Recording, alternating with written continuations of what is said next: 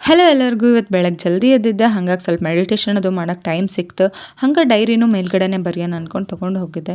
ಈ ಡೈರಿ ಒಳಗಡೆ ಏನು ಬರೀಬೇಕಪ್ಪ ಅಂತಂದರೆ ಒಂದು 2-3 ಪಾಸಿಟಿವ್ ಲೈನ್ಸ್ ಬರೀಬೇಕು ಡೈಲಿ. ಹಂಗೆ ಬರೆಯೋದ್ರಿಂದ ನಮ್ಮ ಡೇ ಎಲ್ಲನೂ ಸ್ವಲ್ಪ ಪಾಸಿಟಿವ್ ವೈಬ್ನಾಗ ಇರ್ತೈತಿ. ಕಾಲೇಜಿಗೆ ರೆಡಿಯಾಗಿ ಕಾಲೇಜಿಗೆ ಬಂದಿದ್ದು ಆಯಿತು. ಕಾಲೇಜಿಗೆ ಬಂದಮೇಲೆ ಗೊತ್ತಾಯಿತು ಇವತ್ತು ನಮ್ಮ ಕ್ಲಾಸ್ ಒಳಗಡೆ ಸರ್ದು ಫೇರ್ವೆಲ್ ಅರೇಂಜ್ ಮಾಡ್ಯಾರ ಅಂತಂದು. ಫೇರ್ವೆಲ್ ಅಂತ ಹೇಳಿ ಕೇಕ್ ಮೇಲೆ ಹ್ಯಾಪಿ ಬರ್ಡೇ ಅಂತ ಹಾಕೊಂಡು ಬಂದಾರ. ಎಂಥ ಗ್ರೇಟ್ ಪೀಪಲ್ಸ್. ये सब क्या देखना पड़ रहा है? अच्छा है मैं अंधा हूँ. ಇವರೇ ನೋಡ್ರಿ ನಮ್ಮ ಆರ್ಗನೈಸರ್ ಸರ್. ಇವರೇ ಇವತ್ತು ಕಾಲೇಜ್ ಬಿಟ್ಟು ಹೊಂಟಿದ್ರು. ಆ್ಯಂಡ್ ಇವರೆಲ್ಲ ಯಾಕೆ ಇಷ್ಟು ಖುಷಿಯಾಗದಾರ? ಒಂದು ಕೇಕ್ ಸಿಗ್ತೈತೆ ಅಂತ ಖುಷಿಯಾಗಿರ್ಬೇಕಲ್ಲ, ಸರ್ ಬಿಟ್ಟು ಹೋಗಾರ ಅಂತ ಖುಷಿಯಾಗಿರ್ಬೇಕು. ಕೇಳಿದ್ರೆ ಆ್ಯಕ್ಚುಲಿ ನಾವು ಫಸ್ಟ್ ಇಯರ್ ಇದ್ದಾಗ ಇವ್ರಿಗಿಂತ ಜಾಸ್ತಿ ನಮ್ಗೆ ಯಾರೂ ಬೈದಿಲ್ಲ. ಆ್ಯಂಡ್ ಸರ್ನು ಅದನ್ನ ಹೇಳಿ ಹೋದರು. ಇವ್ರು ನೋಡ್ರಿ CID ಕೆಲಸ ಸ್ಟಾರ್ಟ್ ಮಾಡಿದ್ದಾರೆ. ಇಲ್ಲ ಬಾಯ್ಸ್ ಬ್ಯಾಗ್ ಎಲ್ಲ ಚೆಕ್ ಮಾಡತ್ತಾರೆ. ನಮ್ಮ ಕಾಲೇಜ್ ಯಾವುದಕ್ಕೆ ಚಲೋ ಐತೋ ಎಲ್ಲ ಗೊತ್ತಿಲ್ಲ, ಬಟ್ ಈ ಊರ ಹೊರಗಡೆ ಕಾಲೇಜ್ ಮಾಡಿ ಭಾಳ ಚಲೋ ಮಾಡಿದ್ದಾರೆ.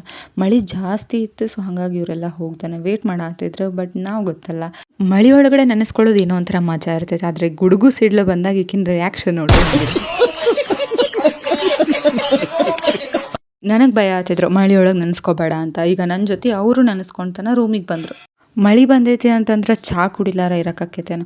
ಚಾಗೋಸ್ಕರ ಅವಾಗಿಂದ ವೆಯ್ಟ್ ಮಾಡತ್ತಿದ್ದೆ. ದೀಪ ಫೈನಲಿ ಟೀ ಮಾಡ್ಕೊಂಡು ಬಂದ್ಲು. ಅದು 1 ಅವರ್ ಆದಮೇಲೆ. ಒಂದೊಂದು ಸಬ್ಜೆಕ್ಟಿಗೆ ಹಿಂಗೆ 3-4 ಬುಕ್ಕ ಓದೋದಾದ್ರೆ ಹೆಂಗೆ ಬದುಕಬೇಕು ಹೇಳ್ರಿ. ಈ ಮೆಡಿಕಲ್ ಪ್ರೊಫೆಷನಿಗೆ ಯಾಕಾದರೂ ಜಾಯ್ನ್ ಆಗಿನೋ ಅಂತ ಫೀಲ್ ಆಗತ್ತೈತೆ ನನಗೆ. ಅದೇನೋ ಅಂತಾರಲ್ಲ, ಮಾಡೋಕ್ಕೆ ಕೆಲಸ ಇರಲಾರ್ದವ್ವ ಏನೋ ಮಾಡೋಕ್ಕೆ ಹೋಗಿ ಅದಿನ್ನೇನೋ ಮಾಡಿದ್ನಂತ.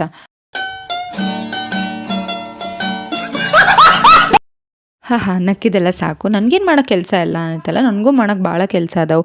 ಪ್ಯಾಥಾಲಜಿ ಓದಬೇಕು, FMT ಓದಬೇಕು, ಆರ್ಗನನ್ ಓದಬೇಕು, ಮೆಟ್ರಾಮೆಡಿಕ ಓದಬೇಕು. ಹಿಂಗೆ 8 ಸಬ್ಜೆಕ್ಟ್ ಅದಾವೆ ನನಗೆ ಸೆಕೆಂಡ್ ಇಯರಿಗೆ. ಇಷ್ಟೆಲ್ಲ ಓದಬೇಕಂದ್ರೆ ಸೆಲ್ಫ್ ಮೋಟಿವೇಶನ್ ಭಾಳ ಇಂಪಾರ್ಟೆಂಟ್ ಆಕೈತಿ. ಸೊ ಹಂಗೆ ಸೆಲ್ಫ್ ಮೋಟಿವೇಶನ್ ಬೇಕಾದಾಗ ಹಿಂಗೆ ಸ್ವಲ್ಪ ಖುಷಿಯಾಗಿರೋ ಕೆಲಸನ ಮಾಡಿದ್ರೆ ಮೋಟಿವೇಶನ್ ತಾನಾಗೆ ಬರ್ತೈತಿ. ಹಂಗೆ ಮೈಂಡು ಫ್ರೆಶ್ ಆಗಿರ್ತೈತಿ.